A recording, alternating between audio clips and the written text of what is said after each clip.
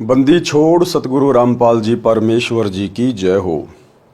परमपिता परमात्मा सारी सृष्टि के रचनहार, कुल मालिक, असंख्य ब्रह्मांडों के स्वामी, जगत गुरु, तीनों लोकों में प्रवेश करके सबका भरण पोषण करने वाले राजाधिराज, आत्माधार, नाथों के नाथ, देवों के देव महादेव, सर्वेश्वर महेश्वर, मृत्युंजय, अजरो अमर, आदि अनादि, सनातनी प्रभु, जगत पिता जगदीश्वर, श्री श्री 1008 की उपाधि के वास्तविक अधिकारी, अकाल मूर्त सौद स्वरूपी राम वासुदेव, सर्वगतम ब्रह्म, परम पूज्य, प्रथम पूज्य, परम संत, परम पुरुष, परम धनी, परम दयालु, सत्य कबीर, हक्का कबीर, अल्लाहु कबीर, अल्लाहु अकबर, बाखबर, अल्लाह ताला, जगत के तारणहार, जगत के मुक्तिदाता, जगत के जगन्नाथ, हारे के सहारे, हिंदुओं के राम, मुसलमानों के अल्लाह, सिखों के वाहिगुरु, ईसाइयों के मसीह, दया के सागर दया निधि, करुणा के सागर करुणा निधि, स्वयंभू परिभू, संकट मोचन, कष्ट हरण, मंगल करण, दुख भंजन, अविगत कबीर, निर्विकार निर्विषम परमात्मा, अलय अलेख सतगुरु, आदि अनादि सतगुरु, असली मर्यादा पुरुषोत्तम, असली राम, असली कृष्ण, असली घनश्याम, असली मुरारी, राजाओं के राजा, महाराजाओं के महाराजा, शहंशाहों के शहंशाह, सम्राटों के सम्राट, भगवानों के भगवान, अल्लाहों के अल्लाह, प्रभुओं के प्रभु, मसीहों के मसीह, सच्चे वाहिगुरु, बाबाओं के बाबा, पीरों के पीर, सेठों के सेठ, जगत सेठ, सावड़सा सेठ, सर्वगुण संपन्न, अनंत कोटि कलाओं के स्वामी, अनंत कोटि ब्रह्मांडों के नायक, योगियों में महायोगी, ध्यानियों में महाध्यानी, सिद्धों में परम सिद्ध, ज्ञानियों में तत्वज्ञानी, ब्रह्म ज्ञानी, महाज्ञानी, परम ज्ञानी, सर्वश्रेष्ठ ज्ञानी, विज्ञानी, युवा कबीर, समृत कबीर, असमवात, अमित ओझा, सच्चे रहनुमा, करीम अल्लाह, सुभान अल्लाह, दुनिया के अंतिम पैगंबर, 8 सितंबर 1951 से गांव धनाना, जिला सोनीपत, हरियाणा, भारतवर्ष की पावन भूमि पे प्रकट रियल कल की भगवान श्री नारायण साकार हरि, श्री बाबा साहेब नूर अनंत परमात्मा, संत श्रोमणी सतगुरु रामपाल जी परमेश्वर जी के चरण कमल में साध संगति से जुड़े हुए देश विदेश से आप और हम सभी सत्सेवक भाई बहनों का अनंत कोटि दंडवत प्रणाम। सत्साई भाई और बहनों, दया परम पिता परमेश्वर जी की, सारी सृष्टि के रचनहार सतगुरु रामपाल जी भगवान की, जिनके शुभ आशीर्वाद से, विशेष आशीर्वाद से, उन्हीं के कर कमल से लिखित पवित्र पुस्तक जीने की राह के ऊपर वीडियो बनाने की श्रृंखला जारी है। इसी श्रृंखला में आज हमारा ये 26वें नंबर का वीडियो है। प्रत्येक वीडियो में गुरुदेव भगवान के आशीर्वाद से हमें भक्ति मार्ग से संबंधित बहुत सारी बातें पता चल रही हैं, जो हमारे विश्वास को दृढ़ कर रही हैं। भाई और बहनों, पवित्र पुस्तक जीने की राह के ऊपर कल हमारा लास्ट वीडियो होगा, अंतिम वीडियो होगा। उसके बाद सृष्टि रचना शुरू हो जाती है, जो कि गुरुदेव भगवान ने अपने सत्संगों में अनेकों बार अच्छे से समझाई हुई है। तो कल जीने की राह पुस्तक के ऊपर हमारा लास्ट वीडियो होगा। उसके बाद मुसलमान धर्म के ऊपर गुरुदेव भगवान ने जो पवित्र पुस्तक लिखी है, मुसलमान नहीं समझे ज्ञान कुरान, यानी मुसलमान धर्म के भाई, मुल्ला, काजी, ये लोग कुरान शरीफ के ज्ञान को भली भांति नहीं समझ पाए हैं। उसके बाद उस पुस्तक के ऊपर वीडियो बनाने की श्रृंखला शुरू होगी। तो आज के वीडियो में गुरुदेव भगवान हमें वासुदेव की परिभाषा के विषय में बता रहे हैं। आम जो जगत के लोग हैं, सांसारिक लोग हैं, जो शास्त्र अनुकूल साधना से अपरिचित हैं, अपने धर्म ग्रंथों के गूढ़ रहस्यों से अपरिचित हैं, वे लोग केवल श्री कृष्ण जी को वासुदेव कहते हैं। दरअसल वासुदेव श्री कृष्ण जी का नाम नहीं था, वासुदेव श्री कृष्ण जी के पिताजी का नाम था। और श्री कृष्ण जी के पिता का वासुदेव नाम पंडितों ने वेदों से रखा था, क्योंकि वेदों में वासुदेव पूर्ण ब्रह्म परमात्मा कबीर साहेब का नाम है। वासुदेव का मतलब होता है जिसकी सत्ता सबके ऊपर है, जिसका निवास हर जगह पर है, जो कण कण में है, जो हर जगह निवास करता है, वास करता है, उसको कहते हैं वासुदेव। तो श्री कृष्ण जी वासुदेव नहीं है, श्री विष्णु जी वासुदेव नहीं है, दुर्गा वासुदेव नहीं है, 21 ब्रह्मांड का स्वामी ज्योति निरंजन वासुदेव नहीं है, क्योंकि ज्योति निरंजन यानी काल ब्रह्म का निवास केवल 21 ब्रह्मांड में है, जबकि इससे ऊपर तो अक्षर पुरुष के 7 संख्य ब्रह्मांड है। इसलिए अक्षर पुरुष भी वासुदेव नहीं है, क्योंकि अक्षर पुरुष से ऊपर फिर शतलोक है, और ऊपर के लोकों में और नीचे के सभी लोकों में केवल एकमात्र परम सत्ता का वास है, जिसे कबीर भगवान कहते हैं, जो कबीर भगवान वर्तमान में सतगुरु रामपाल जी के रूप में धरती पे प्रकट हैं। तो यदि एकमात्र कोई वासुदेव है जिनका वेदों में नाम लिखा हुआ है, वो कबीर भगवान सतगुरु रामपाल जी हैं। तो चलिए गुरुदेव भगवान क्या समझा रहे हैं। पवित्र पुस्तक जीने की राह, पार्ट नंबर 26 और पेज नंबर 220। वासुदेव की परिभाषा। गीता अध्याय 3 श्लोक 14-15 में कहा है कि संपूर्ण प्राणी अन्न से उत्पन्न होते हैं। संपूर्ण प्राणी अन्न से उत्पन्न होते हैं। अन्न से कैसे उत्पन्न होते हैं? गुरुदेव भगवान ने बताया कि अन्न के खाने से शरीर में वीर्य पैदा होता है और वीर्य से फिर मनुष्य की उत्पत्ति होती है, स्त्री या पुरुष के रूप में। तो इस प्रकार अन्न से सभी की उत्पत्ति होती है। गीता अध्याय 3 श्लोक 14-15 में कहा है कि संपूर्ण प्राणी अन्न से उत्पन्न होते हैं। अधिक जानकारी पृष्ठ 215-216 पर है, वहां से पढ़े। यहां पर केवल इस विषय को लेते हैं। फिर कहा है कि ब्रह्म अर्थात क्षर पुरुष की उत्पत्ति अविनाशी परमात्मा से हुई है। ब्रह्म कौन? ये 21 ब्रह्मांड का स्वामी, दुर्गा का पति, ब्रह्मा विष्णु महेश का पिता। ब्रह्म यानी काल, ज्योति निरंजन, इसकी उत्पत्ति किससे हुई है? अविनाशी परमात्मा से। कौन अविनाशी परमात्मा? वही वासुदेव कबीर भगवान जो सबका उत्पत्ति करता है, जिसके विषय में गीता अध्याय 15 श्लोक 17 में कहा है। इससे सिद्ध है कि सर्वगतम ब्रह्म यानी सर्वव्यापी परम अक्षर ब्रह्म अर्थात वासुदेव सदा ही यज्ञों में प्रतिष्ठित है। विचार करें, सर्वगतम ब्रह्म का अर्थ है सर्वव्यापी परम अक्षर परमात्मा। गीता अध्याय 3 श्लोक 15 के अनुसार श्री ब्रह्मा जी, श्री विष्णु जी तथा श्री शिव जी तीनों देवता केवल एक ब्रह्मांड में बने तीनों लोकों स्वर्गलोक, पृथ्वीलोक, पाताल लोक में केवल एक एक विभाग अर्थात गुण के प्रधान हैं। ये सर्वगतम ब्रह्म अर्थात सर्वव्यापी परमात्मा वासुदेव नहीं है। यानी काल ने तपस्या करके पूर्ण ब्रह्म परमात्मा कबीर देव भगवान से 21 ब्रह्मांड लिए हुए हैं और 21 ब्रह्मांड के एक ब्रह्मांड में काल ने जो सृष्टि रची हुई है, उस एक ब्रह्मांड में केवल 3 लोकों के प्रधान हैं ये ब्रह्मा विष्णु महेश, वो भी एक एक विभाग के। यानी श्री ब्रह्मा जी को काल ने सृष्टि रचना का कार्यभार सौंप रखा है। सृष्टि रचना यानी जीवों की उत्पत्ति करना अपने रजोगुण के प्रभाव से। विष्णु जी को कार्य दे रखा है उन सबका पालन पोषण करना, उन सबको मोह ममता में बांध के रखना। और शंकर जी को ड्यूटी दे रखी है उन सबको मार मार के फिर अपने पिता ज्योति निरंजन के पास तपस्या पे भेज देना, क्योंकि उसको प्रतिदिन 1 लाख मानव शरीर खाने का श्राप मिला हुआ है। तो श्री ब्रह्मा विष्णु महेश तो केवल 21 ब्रह्मांड में केवल एक ब्रह्मांड में, और वो भी एक ब्रह्मांड के मात्र 3 लोकों के प्रधान देवता हैं, और वो भी एक एक डिपार्टमेंट के। तो ये भी सर्वगतम ब्रह्म परमात्मा नहीं है। नंबर 2, ब्रह्म यानी ब्रह्मा विष्णु महेश का पिता, जिसको क्षर पुरुष भी कहते हैं, ये केवल 21 ब्रह्मांडों का प्रभु है। ये भी सर्वव्यापी अर्थात वासुदेव नहीं है। इस काल ने भी सतलोक में तप करके केवल 21 ब्रह्मांड प्राप्त किए थे परमात्मा से। जो इसके 21 ब्रह्मांड को परमात्मा ने दुर्गा और काल सहित वहां से 16 संकोश की दूरी पे भेज दिया। तो ये काल भी केवल 21 ब्रह्मांड का ही स्वामी है। ये भी सर्वव्यापी परमात्मा नहीं है, वासुदेव नहीं है, सर्वगतम ब्रह्म नहीं है, क्योंकि इससे ऊपर तो फिर अक्षर पुरुष है। अक्षर पुरुष ये केवल 7 संघ ब्रह्मांडों का प्रभु है। ये भी सर्वव्यापी अर्थात वासुदेव नहीं है। अक्षर पुरुष भी वासुदेव नहीं है, ये केवल 7 संघ ब्रह्मांडों का स्वामी है। इससे ऊपर तो शतलोक, अलख लोक, अगम लोक और अनामी लोक है, जिसके विषय में अक्षर पुरुष जानता भी नहीं है। तो अक्षर पुरुष भी वासुदेव नहीं है। नंबर 4, परम अक्षर ब्रह्म, पूर्ण ब्रह्म परमात्मा, ये है वो कबीर देव सतगुरु रामपाल जी भगवान। ये है वासुदेव, जिस परमात्मा की सत्ता ऊपर से लेकर नीचे सबके ऊपर है।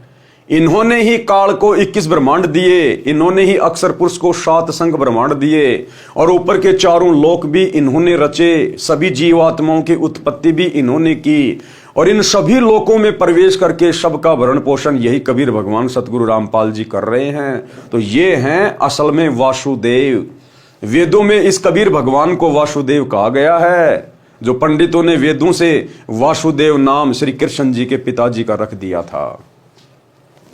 परम अक्षर ब्रह्म यह सर्व ब्रह्मांडों का स्वामी है, सर्व का धारण पोषण करने वाला है, यह वासुदेव है। विशेष अधिक जानकारी के लिए पढ़ें इसी पुस्तक के सृष्टि रचना अध्याय में। जैसा कि आप जी को पूर्व में बताया है कि परम अक्षर ब्रह्म स्वयं पृथ्वी पर प्रकट होकर अच्छी आत्माओं को मिलते हैं। परम अक्षर ब्रह्म स्वयं पृथ्वी पर प्रकट होकर अच्छी आत्माओं को मिलते हैं।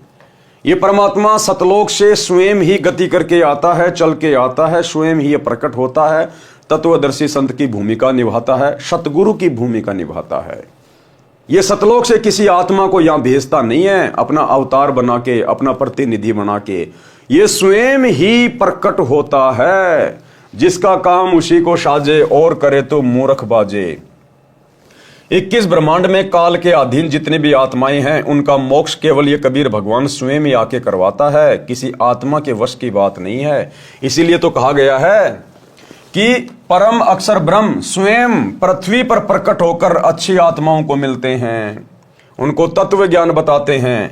इसी विधान अनुसार वही परमात्मा संत गरीबदास जी को, कौन परमात्मा? वही कबीर परमात्मा, परम अक्षर ब्रह्म वासुदेव कबीर देव, अपने विधान अनुसार वही परमात्मा संत गरीबदास जी को गांव छुडानी, जिला झज्जर, प्रांत हरियाणा में सन 1727 में मिले थे। कौन मिले थे गरीबदास जी को? वही परम अक्षर ब्रह्म वासुदेव कबीर परमात्मा। और एक छोटा सा सत्संग पूज्य गुरुदेव जी के मुख कमल से कि वर्तमान में वे कौन हैं, यानी वर्तमान में सतगुरु रामपाल जी कौन है? ये वही परमात्मा हैं जो सन 1727 में गांव छुडानी के खेतों में आदरणीय गरीबदास जी को मिले थे। छोटा सा सत्संग जिसमें गुरुदेव कह रहे हैं कि उत्तर दक्षिण पूर्व पश्चिम फिरदा दाने दाने नु, सर्व कला सतगुरु साहिब की हरि आए हरियाणे नु। कि भाई वो परमात्मा गरीबदास जी के समय आए और आज तुम्हारे सामने प्रत्यक्ष प्रकट है, अगर पहचान सको तो पहचान लो। छोटा सा सत्संग। तो क्या बताते हैं? उत्तर दक्षिण पूर्व पश्चिम फिरदा दाने दाने नो, और सर्व कला सतगुरु साहिब की हरि आए हरियाणे। गरीबदास जी के समय आए तेरी बारे भाई प्रगट सामने थारे, पहचाने जात पहचान लियो। गरीबदास जी के समय आए तेरी बारे भाई प्रगट सामने थारे, पहचाने जात पहचान लियो। गरीबदास जी के समय आए तेरी बारे भाई प्रगट सामने थारे, पहचाने जात पहचान लियो। तो भाई और बहनों, सत्संग आपने सुना, उम्मीद करता हूं समझ में आ गया होगा। गरीबदास जी को कौन मिले थे, गरीबदास जी के समय कौन आए थे? कबीर परमात्मा जिंदा बाबा के रूप में। और गुरुदेव कह रहे हैं वही आज तुम्हारे सामने प्रत्यक्ष प्रकट है, पहचान सको तो पहचान लो। तो वर्तमान में हमारे सामने कौन प्रत्यक्ष प्रकट है? सतगुरु रामपाल जी। तो कौन हुए सतगुरु रामपाल जी? गरीबदास जी के गुरु, गरीबदास जी के परमात्मा। ये स्वयं बंदी छोड़ कबीर साहिब है, वासुदेव है, परम अक्षर ब्रह्म है। अपने विधान अनुसार वही परमात्मा संत गरीबदास जी को गांव छुडानी, जिला झज्जर, हरियाणा प्रांत सन 1727 में मिले थे। एक जिंदा महात्मा की वेशभूषा में थे। गरीबदास जी की आत्मा को उस सनातन परम धाम में ले गए थे। कहां? सतलोक में। फिर ऊपर के सर्व ब्रह्मांडों तथा प्रभुओं की स्थिति बताकर तत्व ज्ञान से परिचित कराकर वापिस शरीर में छोड़ा था। उस समय संत गरीबदास जी की आयु 10 वर्ष की थी।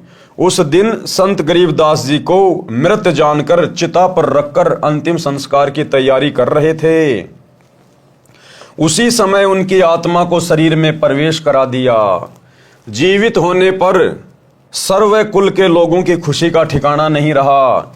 उसके पश्चात संत गरीबदास जी ने एक अनमोल ग्रंथ की रचना की। उसमें आंखों देखा तथा स्वयं परमात्मा द्वारा बताए ज्ञान को बताया, जो एक गोपाल दास नामक दादूपंथी साधु ने लिखा था, जो वर्तमान में प्रिंट करा रखा है।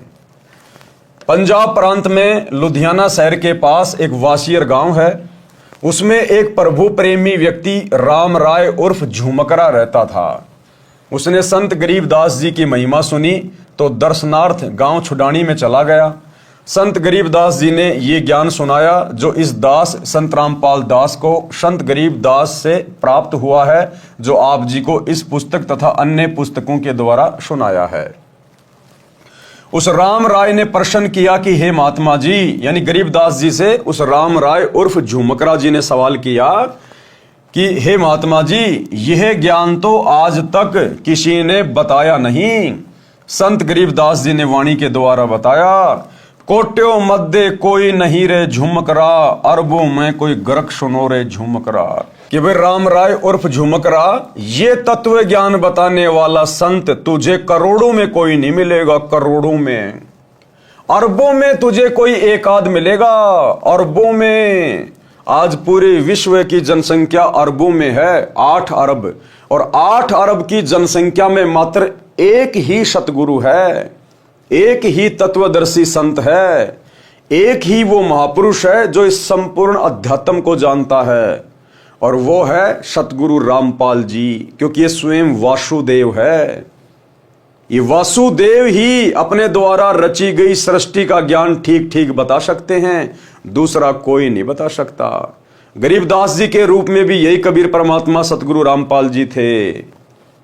तो कहते हैं कोट्यों मध्य कोई नहीं रे झुमकरा, यानी करोड़ों में तो तुझे कोई इस ज्ञान को बताने वाला ढूंढने से भी नहीं मिलेगा, और अरबों में कोई एक गरक, गरक यानी बिल्कुल कंप्लीट ज्ञान से लबालब, अरबों में कोई गरक सुनो रे झुमकरा। तो वर्तमान में इस पूरी पृथ्वी पर एकमात्र यदि कोई तत्वदर्शी संत है तो केवल सतगुरु रामपाल जी हैं, एकमात्र। कोट्यों मध्य कोई नहीं रे झुमकरा, अरबों में कोई गरक सुनो रे झुमकरा। अनुवाद व भावार्थ, संत गरीबदास जी ने बताया कि ये ज्ञान करोड़ों में किसी के पास नहीं मिलेगा, अरबों में किसी एक के पास मिलेगा। वह संत सर्व ज्ञान संपन्न, संपूर्ण साधना के मंत्रों से गरक अर्थात परिपूर्ण होता है। प्रिय पाठकों, वह संत वर्तमान में बरवाला जिला हिसार वाला है। ज्ञान समझो और लाभ उठाओ। बरवाला जिला हिसार वाला कौन? सतगुरु रामपाल जी। प्रश्न किया है, प्राचीन काल से चली आ रही भक्ति की साधना को आप गलत कैसे कह रहे हो? जैसे तप सर्व ऋषिजन किया करते थे, हम सर्व हिंदू समाज में देख रहे हैं। सब हरे कृष्णा हरे राम राधे राधे श्याम मिला दे, ओम नमः शिवाय, ओम नमो भगवते वासुदेवाय नमः, जय सिया राम राधे श्याम, ओम तत्सत में से कोई एक मंत्र का जाप करते आ रहे हैं, वर्तमान में भी कर रहे हैं। श्री रामचंद्र जी, श्री कृष्ण जी को हम पूर्ण परमात्मा मानते हैं, इसलिए इनके नाम जपते हैं। आप इन नाम जाप मंत्रों को व्यर्थ जाप बताते हैं, स्पष्टीकरण दीजिए। तो गुरुदेव भगवान ने क्या उत्तर दिया? प्राचीन काल में यदि ये साधना होती और ये मंत्र होते तो श्रीमद् भगवत गीता अध्याय 4 श्लोक 1 व 2 में गीता ज्ञान दाता ये नहीं कहते कि ये योग अर्थात जो भक्ति विधि में गीता ज्ञान में बता रहा हूं ये अब लुप्त प्राय हो गया है, नष्ट हो गया है। ये ज्ञान तथा भक्ति मैंने सूर्य देव से कही थी।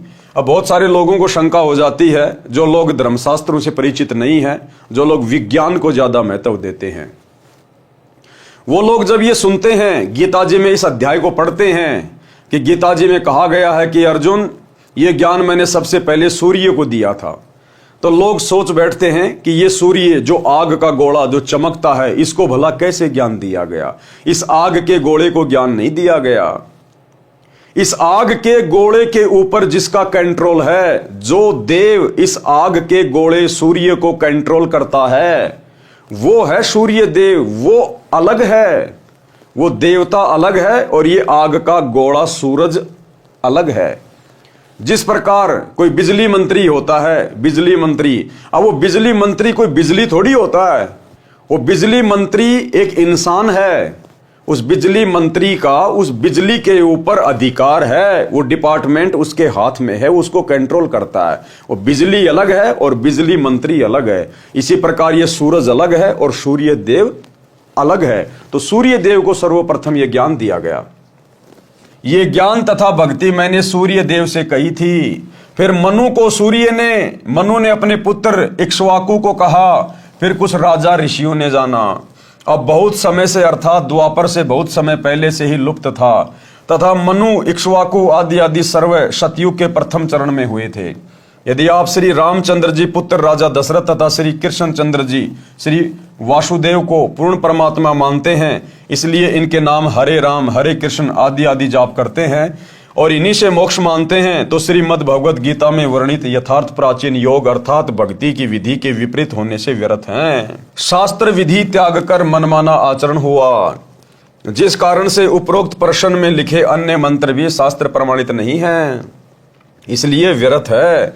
गीता अध्याय 16 श्लोक 23-24 में कहा है कि जो पुरुष शास्त्र विधि को त्याग कर मनमाना आचरण करते हैं, उनका न तो सुख होता है, न सिद्धि प्राप्त होती है, न उनकी गति होती है, अर्थात व्यर्थ साधना है। गीता अध्याय 16 श्लोक 23 से। अब भाइयों और बहनों, पूरी गीता में चारों वेदों में दुनिया वाले जो भी मनमुखी नामों का जाप करते हैं, राधा राधा श्याम मिला दे, हरे राम हरे कृष्णा, ओम नमः शिवाय, जय गणेश, कोई भी मंत्र आपको ना तो चारों वेदों में देखने और सुनने को मिलेंगे, ना आपको पूरी गीता जी में कहीं पे सुनने और देखने को मिलेंगे, जो हमारे शास्त्रों में नहीं है। क्योंकि भक्ति विधि हमारे शास्त्रों में है और शास्त्रों में इन मंत्रों का कहीं जिक्र नहीं, कहीं कोई उल्लेख नहीं है, फिर भी हम इन मंत्रों का जाप कर रहे हैं एक दूसरे की देखा देखी, तो हम तो मूर्ख प्राणी हैं, मूर्ख प्राणी। हमें अध्यात्म का ज्ञान ही नहीं है, हम तो केवल देखा देखी में भेड़ चाल में चल रहे हैं। तो अगर यही मंत्र यदि सतयुग में कोई जाप कर रहा होता, त्रेता में कोई जाप कर रहा होता, तो फिर गीता जी में भी होने चाहिए थे। और सतयुग के इंसान तो जानते ही नहीं थे श्री राम कौन है, क्योंकि श्री रामचंद्र जी का जन्म तो सतयुग के बाद त्रेता युग में हुआ था। और त्रेता युग के इंसान श्री कृष्ण को नहीं जानते थे, क्योंकि त्रेता युग के बाद द्वापर में श्री कृष्ण जी का जन्म हुआ है। तो ये भगवान कैसे हो गए, परमात्मा कैसे हो गए, वासुदेव कैसे हो गए? तो ये शास्त्र विधि को त्याग के मनमान आचरण है। गीता अध्याय 16 श्लोक 24 में कहा है कि इससे तेरे लिए अर्जुन कर्तव्य और अकर्तव्य की व्यवस्था में शास्त्र ही प्रमाण है। यानी कौन से कर्म करने चाहिए, कौन से भक्ति कर्म नहीं करने चाहिए, सही भक्ति क्या है, सही नाम क्या है, अर्जुन तेरे लिए शास्त्र ही प्रमाण है। किसी गुरु महात्मा की देखा देखी मत लग जाना, किसी के कहने से, किसी के बहकाव में आके मनमुखी साधना शुरू मत करना। यानी गीता और चारों वेदों में जिस साधना को करने के लिए परमात्मा ने कहा है, केवल उसी विधि से साधना करना सर्वश्रेष्ठ है। भावार्थ है कि जो भक्ति की विधि प्रमाणित शास्त्रों में चारों वेदों ऋग्वेद, यजुर्वेद, सामवेद तथा अथर्ववेद तथा इन्हीं चारों वेदों का सारांश श्रीमद् भगवत गीता तथा सूक्ष्म वेद जो परमात्मा स्वयं ने अपने मुख कमल से बोला था, ये भक्ति के ज्ञान तथा समाधान के प्रमाणित शास्त्र हैं, वर्णित नहीं है। वह शास्त्र विरुद्ध साधना है। इससे भक्ति के कौन कौन से कर्म करने चाहिए और कौन से नहीं करने चाहिए, उनके लिए शास्त्रों को ही आधार मानो। शास्त्रों में वर्णित भक्ति विधि को अपनाओ और सब त्याग दो। श्री राम जी का जन्म त्रेता युग के अंतिम चरण में हुआ था।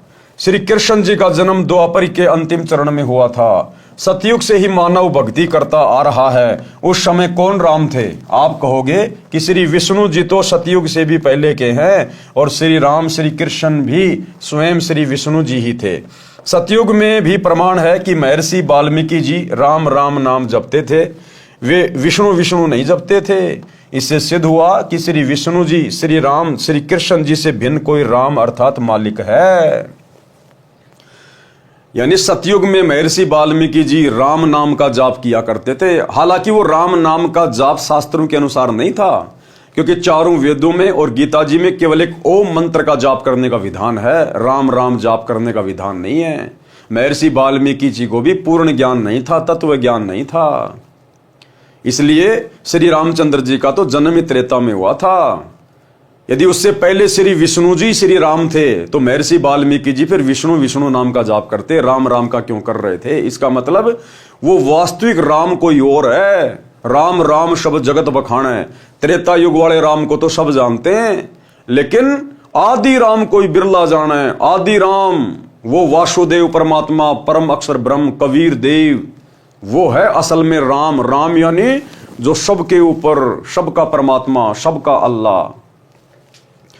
इससे सिद्ध हुआ कि श्री विष्णु जी, श्री राम, श्री कृष्ण जी से भिन्न कोई राम अर्थात मालिक है। उस राम का जाप करना चाहिए जो गीता अध्याय 7 श्लोक 29 में है, जिसके विषय में कहा है कि तत्व ब्रह्म को जानने वाले केवल जरा तथा विरध अवस्था तथा मृत्यु से छुटकारा पाने के लिए ही भक्ति करते हैं।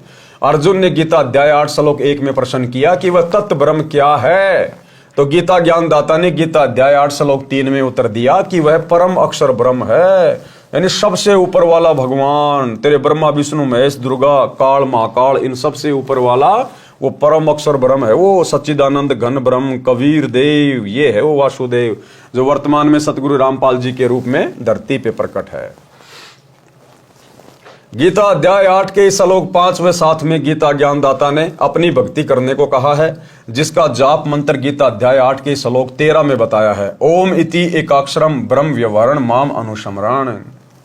गीता अध्याय 8 के श्लोक 8, 9, 10 में गीता ज्ञानदाता ने अपने से अन्य उस तत्व ब्रह्म अर्थात परम अक्षर ब्रह्म की भक्ति करने को कहा है। उसकी भक्ति का नाम जाप मंत्र गीता अध्याय 17 श्लोक 23 में है। ओम तत्सत इति निर्देश ब्रह्मण त्रिविध समृत ब्राह्मणा तेन वेदा च यज्ञा च विहिता पुरा। सरलार्थ ब्रह्मण यानी सच्चिदानंद घन ब्रह्म अर्थात परम अक्षर ब्रह्म की भक्ति का ओम तत्सत मंत्र के सुमरण का निर्देश यानी आदेश है, जो 3 प्रकार से सुमरण के लिए कहा है। विद्वान अर्थात तत्वदर्शी संत उस ज्ञान के आधार से भक्ति करते थे और धार्मिक यज्ञों का अनुष्ठान और अन्य भक्ति कर्म सृष्टि की आदि अर्थात सृष्टि के प्रारंभ में किए जाते थे। श्रीमद् भगवद गीता से सिद्ध हुआ कि गीता ज्ञानदाता से अन्य कोई पूर्ण परमात्मा है जो श्री विष्णु जी, श्री ब्रह्मा जी तथा श्री शिव जी से भी भिन्न है, जिसके विषय में गीता अध्याय 15 श्लोक 1, 4 व 17 में तथा गीता अध्याय 18 श्लोक 62 में तथा और अनेकों स्थानों पर गीता में कहा गया है, वह पूर्ण परमात्मा है। गीता अध्याय 15 श्लोक 16 में 2 पुरुष बताए हैं, यानी 2 भगवान बताए गए हैं, और दोनों नाशवान बताए हैं, यानी दोनों की जन्म और मृत्यु होती है। किसकी? क्षर पुरुष यानी ब्रह्म की और अक्षर पुरुष की। उनके अंतर्गत जितने प्राणी हैं वे भी नाशवान हैं। क्षर पुरुष ये केवल 21 ब्रह्मांडों का प्रभु है और अक्षर पुरुष ये 7 संग ब्रह्मांड का प्रभु है। ये दोनों ही पूर्ण परमात्मा नहीं है। गीता अध्याय 15 श्लोक 16। गीता अध्याय 15 श्लोक 17 में गीता ज्ञानदाता ने कहा कि उत्तम पुरुष तू अन्य, अर्थात इन दोनों से उत्तम पुरुषोत्तम तो कोई और ही है, परमात्मा तो कोई और ही है।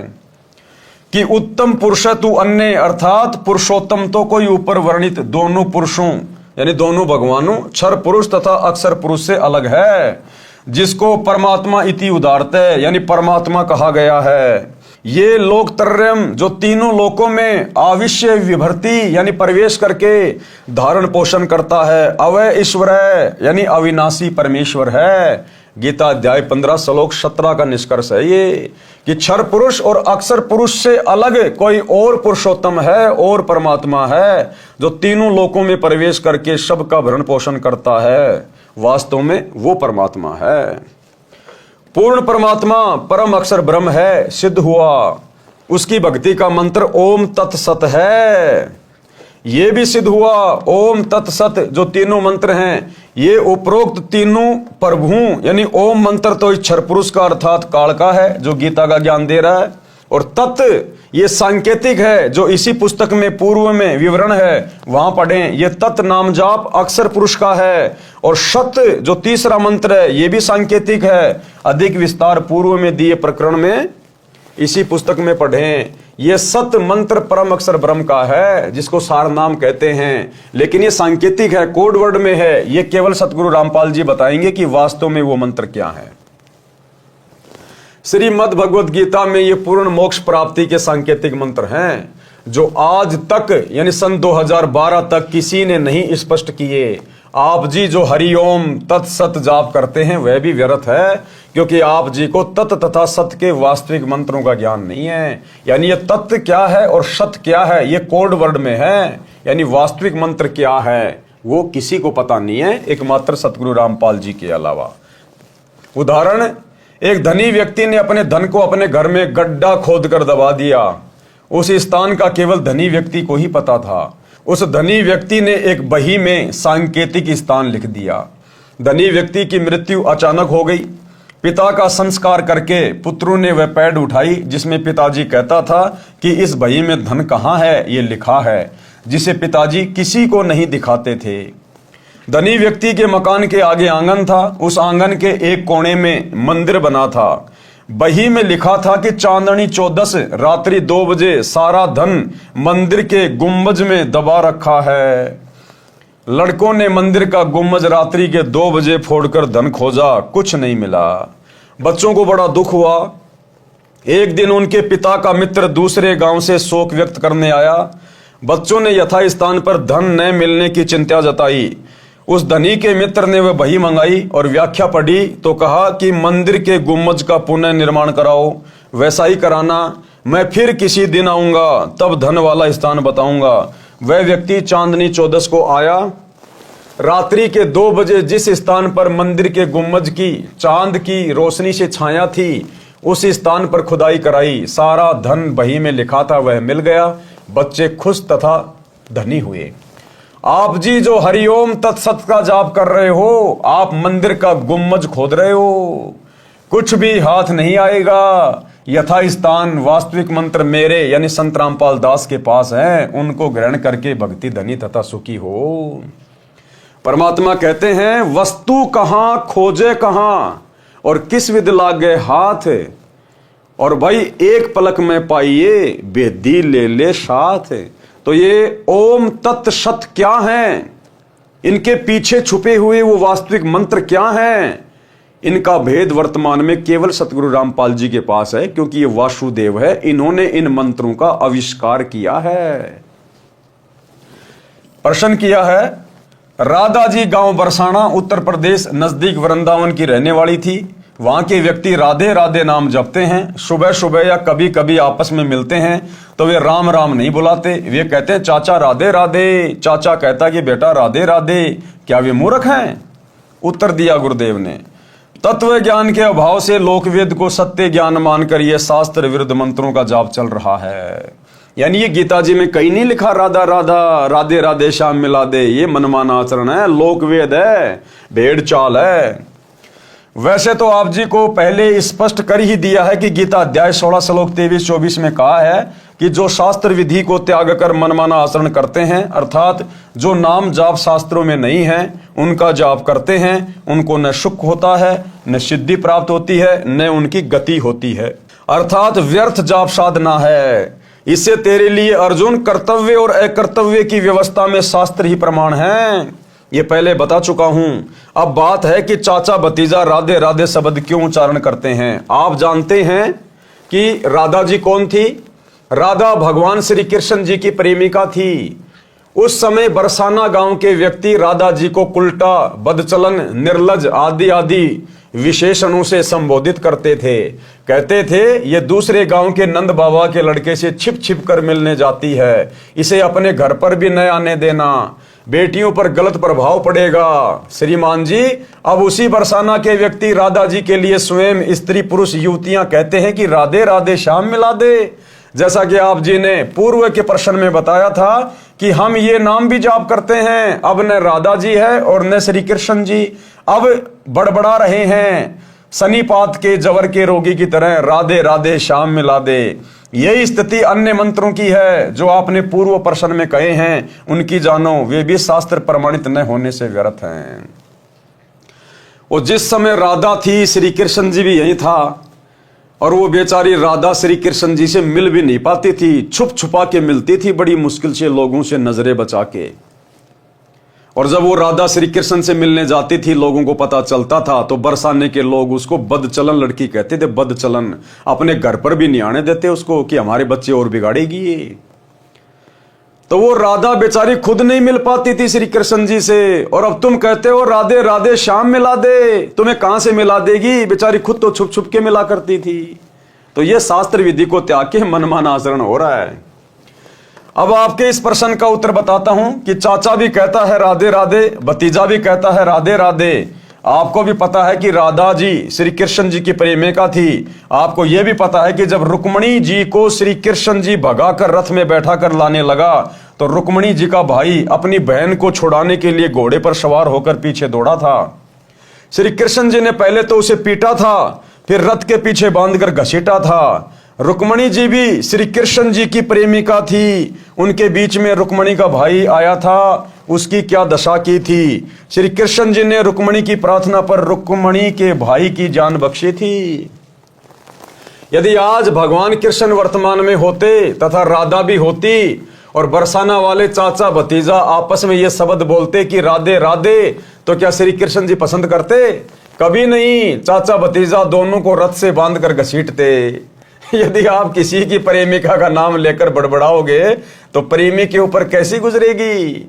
यदि ताकतवर होगा तो मुंह फोड़ देगा, कमजोर होगा तो रोएगा, उसकी जान को कोसेगा। क्या वह प्रसन्न होगा? नहीं। इसलिए ये नाम जो शास्त्र प्रमाणित नहीं है, इनका जाप व्यर्थ है। शास्त्र प्रमाणित नाम मेरे पास है। किसके? सतगुरु रामपाल जी के पास, वासुदेव के पास।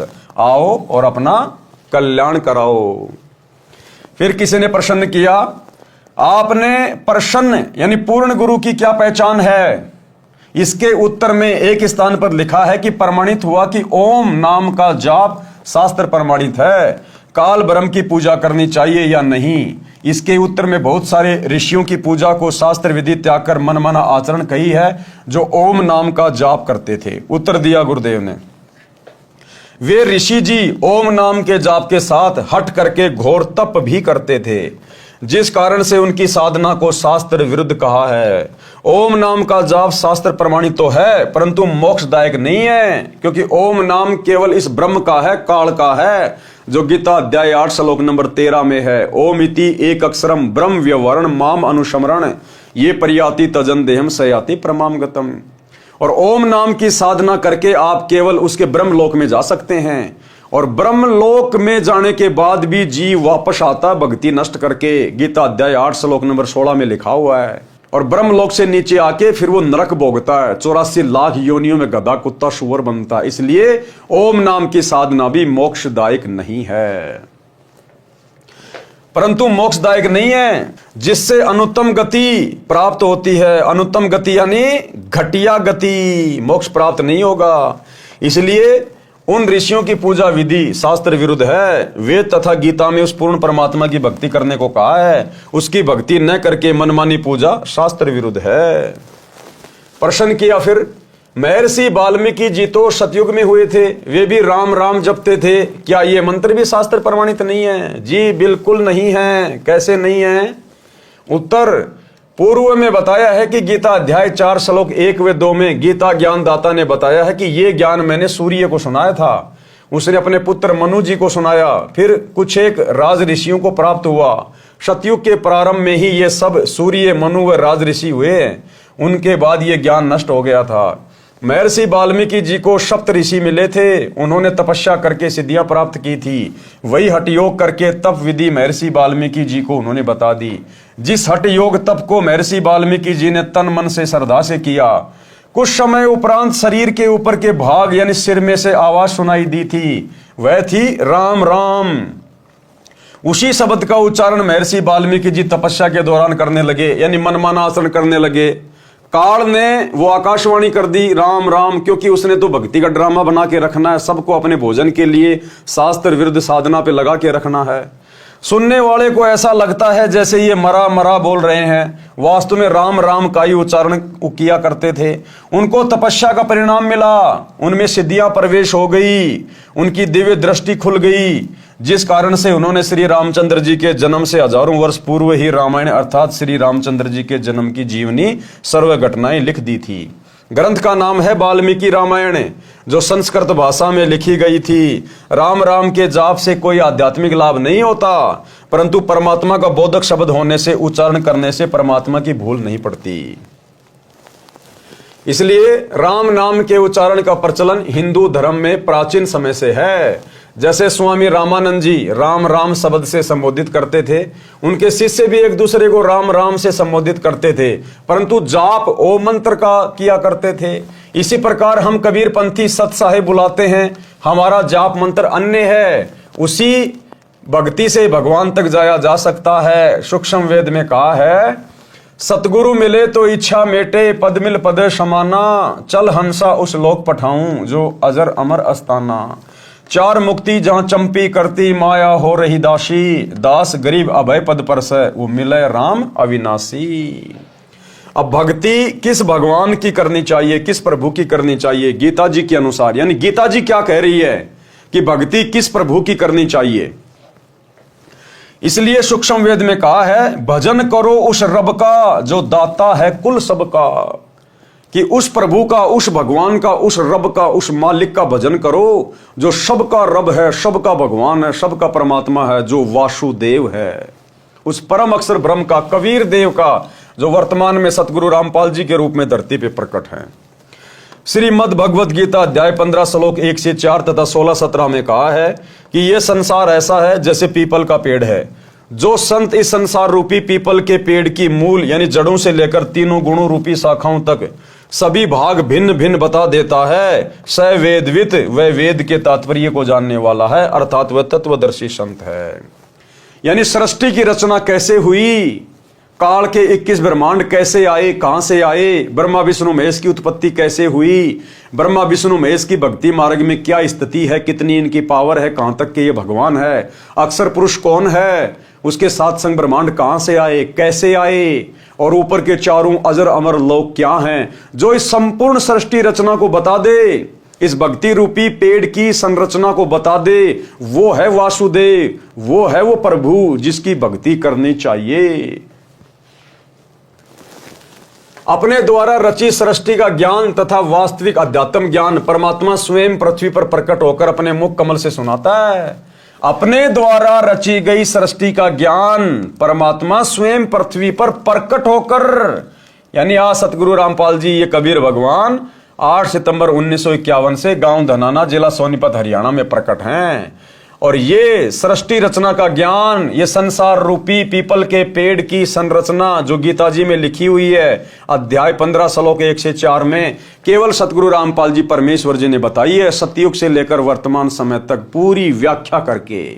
आज से पहले किसी ने यह भेद नहीं खोला। ये है वो मूल ज्ञान, तो ये है वो परमात्मा जो स्वयं प्रकट होकर अपने मुख कमल से वाणी बोलकर ये ज्ञान प्रचारित करता है।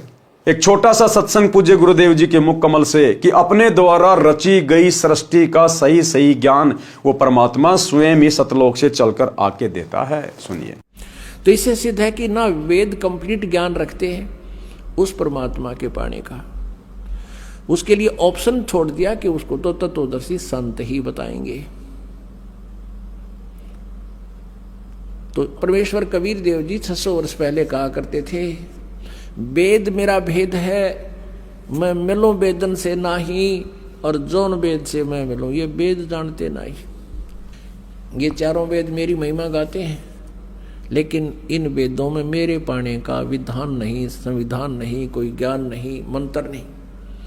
और जौन वेद से, जिस विधान ज्ञान से, जिस मंत्र से मेरी प्राप्ति हो, इन वेदों में वर्णित नहीं है। वेद नहीं जानते, और वेद तो खुद कह रहे हैं कि वो तो तत्वदर्शी संत बताएंगे। वो तत्वदर्शी संत की भूमिका करने भी स्वयं ही परमेश्वर आए थे। ना जीव तत्वदर्शी नहीं हो सकता, अध्यात्म ज्ञान से जीव परिचित नहीं हो सकता भगवान की रची सृष्टि को, और जीव उससे उत्पन्न प्राणी कैसे बता देगा। ये ब्रह्म भी, ब्रह्मा विष्णु महेश भी, और दुर्गा भी, ये सभी देवता भी, और यो काल भी, ब्रह्म भी और परब्रह्म भी, ये सब उस परमात्मा से उत्पन्न है। तो परमात्मा के द्वारा उत्पन्न की गई सृष्टि को उसके बालक नहीं बता सकते, संतान नहीं बता सकती, तो पिता ही बतावे। तो भाई और बहनों, सतगुरु रामपाल जी किसी के अवतार नहीं है, किसी के दास नहीं है, कोई संदेशवाक नहीं है। ये स्वयं ही कबीर देव है, वासुदेव है, परम अक्षर ब्रह्म है। अपने द्वारा रची सृष्टि का ज्ञान तथा वास्तविक अध्यात्म ज्ञान परमात्मा स्वयं पृथ्वी पर प्रकट होकर अपने मुख कमल से सुनाता है। प्रमाण के लिए पढ़े निम्न वेद मंत्र। इन मंत्रों की फोटोकॉपी कृपया देखें पुस्तक गीता तेरा ज्ञान अमृत में, जिनका अनुवाद आर्य समाज के प्रवर्तक महर्षि दयानंद तथा उसके अनुयायियों ने किया है। उनकी त्रुटियां लेखक संत रामपाल दास ने शुद्ध की है। ऋग्वेद मंडल नंबर 9 सूक्त 86 मंत्र 26-27, ऋग्वेद मंडल नंबर 9 सूक्त 82 मंत्र 1 और 2, ऋग्वेद मंडल नंबर 9 सूक्त 96 मंत्र 16 से 20, ऋग्वेद मंडल नंबर 9 सूक्त 94 मंत्र 1, ऋग्वेद मंडल नंबर 9 सूक्त 95 मंत्र 2, ऋग्वेद मंडल नंबर 9 सूक्त 54 मंत्र 3, ऋग्वेद मंडल नंबर 9 सूक्त 20 मंत्र 1 में प्रमाण है कि जो सर्व ब्रह्मांडों का रचनहार, सर्व का पालनहार परमेश्वर है, वह सभी भवनों के ऊपर के लोक में बैठा है, यानी वो अनामी लोक में बैठा है, अकह लोक में। ऋग्वेद मंडल नंबर 9 सूक्त 54 मंत्र 3, वह परमात्मा वहां से गति करके अर्थात सशरीर चलकर यहां पृथ्वी पर आता है। जैसे कि 8 सितंबर 1951 को सांसारिक चरम दृष्टि को धोखा देते हुए ये कबीर भगवान सतगुरु रामपाल जी सशरीर 8 सितंबर 1951 को गांव धनाना, जिला सोनीपत, हरियाणा में प्रकट हुए। वह परमात्मा वहां से गति करके अर्थात सशरीर चलकर यहां पृथ्वी पर आता है, भक्तों के कष्टों का नाश करता है, लाखों भक्तों के उजड़े हुए परिवारों को ऋषि परिवार बना दिया। जो चैन समोकर थे, नशेड़ी थे, मांसाहारी थे, जुआरी थे, परमेश्वर ने आज उनको भगत बना दिया। जिनको संतान नहीं थी, परमेश्वर ने उनकी गोद हरी कर दी। डॉक्टरों ने जिनको डिक्लेयर कर दिया था कि आपकी मृत्यु निश्चित है, कोई बचा नहीं सकता, परमात्मा ने उनको अपने आशीर्वाद से, भक्ति से स्वस्थ कर दिया। 100 साल की उम्र प्रदान कर दी गुरुदेव भगवान ने। निर्धन को धनवान बना दिया परमात्मा ने, रोगी को स्वस्थ कर दिया गुरुदेव भगवान ने, जो कि वासुदेव के गुणों में लिखा हुआ है। भक्तों के संकटों का नाश करता है, उसका नाम कबीर देव अर्थात कबीर परमेश्वर है। यहाँ पर अच्छी आत्माओं को मिलता है, उनको तत्व ज्ञान अपने मुख कमल से बोलकर बताता है। तो आज वो तत्व ज्ञान गुरुदेव अपने मुख कमल से बोल के सुना रहे हैं। अन्यथा इनके अलावा पृथ्वी पर दूसरा कोई संत नहीं है जो तत्व ज्ञान की छींट भी जानता हो। वह परमात्मा ऊपर के लोक में बैठा है। ऋग्वेद मंडल नंबर 9 सूक्त 86 मंत्र 26-27, मंडल 82 मंत्र 1-2 तथा मंडल 9 सूक्त 20 मंत्र 1। परमात्मा पृथ्वी पर कवियों की तरह आचरण करता हुआ विचरण करता है। ऋग्वेद मंडल नंबर 9 सूक्त 94 मंत्र 1 में परमात्मा अपने मुख कमल से वाणी बोलकर भक्तों को भक्ति करने की प्रेरणा करता है। परमात्मा भक्ति के गुप्त मंत्रों का आविष्कार करता है। ऋग्वेद मंडल नंबर 9 सूक्त 95 मंत्र 2।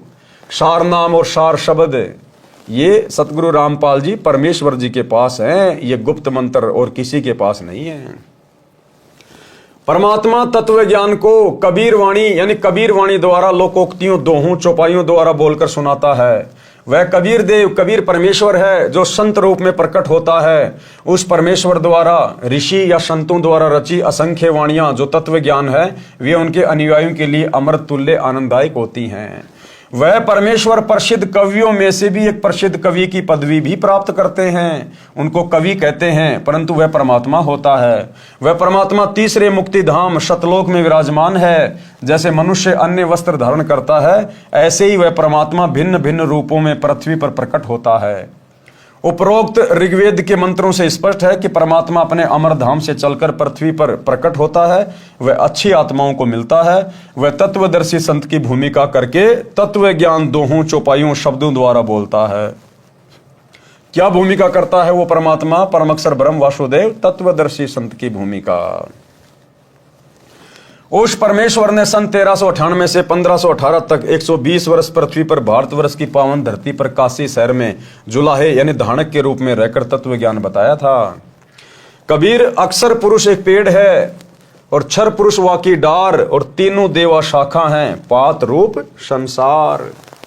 विशेष कबीर वाणी पुस्तक में एक वाणी ऐसे भी लिखी है, कबीर अक्षर पुरुष वृक्ष का तना है, क्षर पुरुष है डार, तीनों देव शाखा बहे, पात जानो संसार। सरलार्थ, वृक्ष का जो हिस्सा पृथ्वी से बाहर दिखाई देता है उसकी जानकारी बताइए कि वृक्ष का जो तना होता है उसे तो अक्षर पुरुष जानो, जो 7 संग ब्रह्मांडों का स्वामी है। तने के ऊपर कई मोटी डार निकलती हैं, उनमें से एक डार को क्षर पुरुष जानो यानी काल जानो, ब्रह्म जानो। फिर उस डार के मानो 3 शाखा निकलती हैं, ये तीनों देवता रजगुण ब्रह्मा जी, सतगुण विष्णु जी तथा तमगुण शिव जी जानो। और उन शाखाओं पर लगे पत्ते जीव जंतु जानो। परमेश्वर कबीर जी ने तत्व ज्ञान में सब ज्ञान बताया है। गीता अध्याय 4 श्लोक 32 में भी कहा है कि यज्ञों अर्थात धार्मिक अनुष्ठानों की जानकारी ब्रह्मणे मुखे सच्चिदानंद घन ब्रह्म अर्थात परम अक्षर ब्रह्म ने अपने मुख कमल से बोली वाणी में विस्तार के साथ कही है, वो तत्व ज्ञान है। गीता अध्याय 4 श्लोक 34 में कहा है कि जो तत्व ज्ञान परमात्मा स्वयं बताता है उसको उसके कृपया पात्र संत ही समझते हैं। यानी तत्व ज्ञान को, जो तत्व ज्ञान वो कबीर भगवान वासुदेव सतगुरु रूप में तत्वदर्शी संत के रूप में प्रकट होकर बताता है, उसको हर कोई नहीं समझ पाता, केवल उसके कृपया पात्र संत ही समझते हैं, जो अपने गुरु को परमात्मा के रूप में स्वीकार कर लेते हैं, अपने गुरु को ही परमेश्वर के रूप में जान लेते हैं। और वर्तमान में केवल सत्सेवक भाई बहन जो साध संगति से जुड़े हुए हैं, केवल यही वो आत्मा हैं जो कृपा पात्र हैं गुरुदेव भगवान की, जिन्होंने अपने गुरु को अपना इष्ट मान लिया, परमात्मा मान लिया, कबीर भगवान मान लिया। और समाज में जो कबीर दास जी की जो नकली फोटो है दाढ़ी मूंछ वाली, उसको फाड़ फाड़ के फेंक दिया। और गीता अध्याय 3 श्लोक 13 के अनुसार अपने गुरु को इष्ट मानकर घर घर में उनका बेड लगाकर उनको भोग लगाया जा रहा है। तो क्या कहा गुरुदेव ने, जब वो परम अक्षर ब्रह्म तत्वदर्शी संत के रूप में धरती पे आता है, तब उसके कृपा पात्र संत ही उसको समझ पाते हैं। उस तत्व ज्ञान को तू तत्वदर्शी संतों के पास जाकर समझ, उनको दंडवत प्रणाम, पृथ्वी पर पेट के बल लंबा लेटकर प्रणाम करके नम्रता पूर्वक प्रश्न करने से वे तत्वदर्शी संत तत्व ज्ञान का उपदेश करेंगे। परमेश्वर ने यह तत्व ज्ञान स्वयं पृथ्वी पर प्रकट होकर बताया था। गीता अध्याय 15 श्लोक 1 में तत्वदर्शी संत की पहचान बताई है कि जो संत संसार रूपी वृक्ष को मूल यानी जड़ से लेकर सर्व अंगों को जानता है, वो तत्वदर्शी संत है। अब जाने संसार रूपी वृक्ष के सर्वांग, मूल यानी जड़, ये परम अक्षर ब्रह्म है, ये कबीर देव है, ये वासुदेव है। यानी पेड़ की जो जड़ होती है वो जमीन के अंदर होती है, वो दिखाई नहीं देती, वो परोक्ष होती है, गुप्त होती है, छुपी हुई होती है, लेकिन वो साकार है। यदि उसको खोद के देखा जाए तो वो साकार है, साकार। इसलिए पेड़ का जो मूल है वो उसकी जड़ होती है, जड़ से ही पूरे पेड़ को पोषण मिलता है, तने को भी, डारियों को भी, आगे शाखाओं को भी। तो वो पोषण कहां से मिल रहा है? जड़ से मिल रहा है। इसी प्रकार जो परम अक्षर ब्रह्म है, जो वासुदेव है, कबीर देव, वो गुप्त है, वो परोक्ष है, निराकार नहीं है, वो साकार है। जैसे पेड़ की जड़ें निराकार नहीं है, वो साकार हैं जो जमीन के अंदर है। इसी प्रकार वो कबीर परमात्मा साकार है, निराकार नहीं है, जो तीनों लोकों में प्रवेश करके सबका भरण पोषण करता है। जैसे पेड़ की जड़ें पूरे पेड़ का पोषण करती हैं। मूल यानी जड़, ये परम अक्षर ब्रह्म है जो सबका मालिक है, सबकी उत्पत्ति करता है, सबका धारण पोषण करने वाला है, जिसकी जानकारी गीता अध्याय 8 श्लोक 1 के प्रश्न का उत्तर गीता अध्याय 8 के ही श्लोक 3, 8, 9, 10 तथा 20, 21, 22 में दिया है। उसी का वर्णन गीता अध्याय 15 श्लोक 17 में है। जैसे गीता अध्याय 15 श्लोक 16 में 2 पुरुष बताए हैं, एक क्षर पुरुष, दूसरा अक्षर पुरुष। ये दोनों तथा इनके अंतर्गत जितने शरीरधारी प्राणी हैं वे सब नाशवान हैं, जीव आत्मा तो किसी की भी नहीं मरती। गीता अध्याय 15 के श्लोक 17 में कहा है कि उत्तम पुरुष है अर्थात पुरुषोत्तम तो अन्य ही है, जिसे परमात्मा इति उदाहरता है, परमात्मा कहा जाता है। ये लोकत्रयम जो तीनों लोकों में अविश्य विवर्ती प्रवेश करके सबका धारण पोषण करता है, अवय ईश्वर है, वो अविनाशी परमेश्वर है। ये परम अक्षर ब्रह्म संसार रूपी वृक्ष की मूल यानी जड़ रूप परमेश्वर है। ये वह परमात्मा है जिसके विषय में संत गरीबदास जी ने कहा है, भजन करो उस रब का जो दाता है कुल सबका। तो ये है वो दाता, वो रब, पूरे कुल का मालिक। भजन करो उस रब का जो दाता है कुल सबका। ये 21 ब्रह्मांड के स्वामी क्षर पुरुष का भी दाता है, 7 संग ब्रह्मांड के स्वामी अक्षर पुरुष का भी दाता है। यह असंख्य ब्रह्मांडों का मालिक है। यह क्षर पुरुष तथा अक्षर पुरुष का भी मालिक तथा उत्पत्ति करता है। अक्षर पुरुष ये संसार रूपी वृक्ष का तना जाने, ये 7 संग ब्रह्मांडों का मालिक है, ये भी नाशवान है। तीसरा क्षर पुरुष ये गीता ज्ञान दाता है, इसको क्षर ब्रह्म भी कहते हैं। इसे संसार वृक्ष की डार जानो, ये केवल 21 ब्रह्मांडों का मालिक है, ये भी नाशवान है। नंबर 4 पर तीनों देवता, रजगुण ब्रह्मा, सतगुण विष्णु, तमगुण शिव, संसार रूपी वृक्ष की 3 शाखाएं यानी टहनियां हैं। ये एक ब्रह्मांड में बने 3 लोकों पृथ्वी लोक, पाताल लोक तथा स्वर्ग लोक में एक एक विभाग के मंत्री हैं यानी मालिक हैं। जैसे रजगुण विभाग के श्री ब्रह्मा जी मालिक हैं, जिसके प्रभाव से सभी प्राणी संतान उत्पत्ति करते हैं। सतगुण विभाग के श्री विष्णु जी मालिक हैं, जिसके एक दूसरे में ममता बनी रहती है, कर्मा अनुसार सर्व का किया फल देते हैं। तमोगुण विभाग के श्री शंकर जी मालिक हैं, जिसके कारण सर्व का अंत होता है। और पात रूप में संसार के प्राणी जानो, यह है संसार रूपी वृक्ष के सर्व भागों की भिन्न भिन्न जानकारी। यह ज्ञान स्वयं परमेश्वर कबीर जी ने अपने मुख कमल से बोला था। वह कबीर वाणी, कबीर बीजक, कबीर शब्दावली तथा कबीर सागर में श्री धनी धर्मदास बांधवगढ़ वाले द्वारा लिखा गया था। उस परमेश्वर ने जो बताया ही था, यह वर्तमान में इस दास रामपाल दास ने समझा है। ये कृपया परमेश्वर कबीर जी की ही है कि संपूर्ण अध्यात्म ज्ञान मुझे प्राप्त है।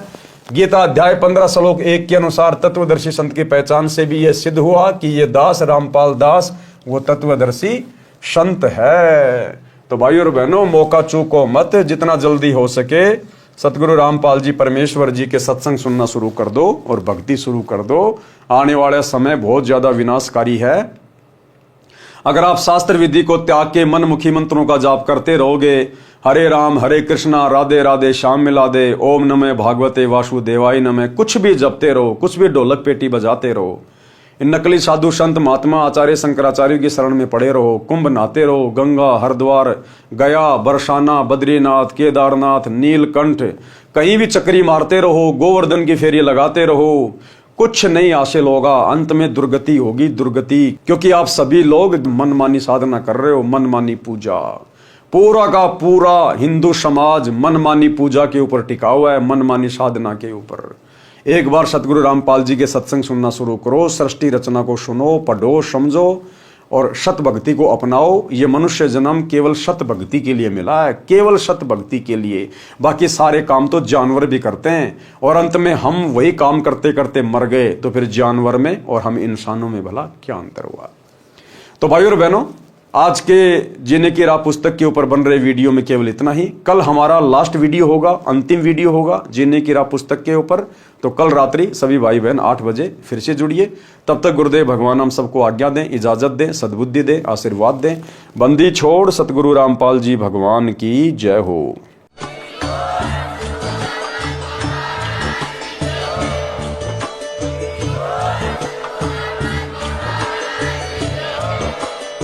भाई जो गुरु बचन पे डट के, कट गे फंद 84 के, कट गे फंद 84 के, कट गे फंद 84 के। भाई जो गुरु बचन पे डट के, कट गे फंद 84 के।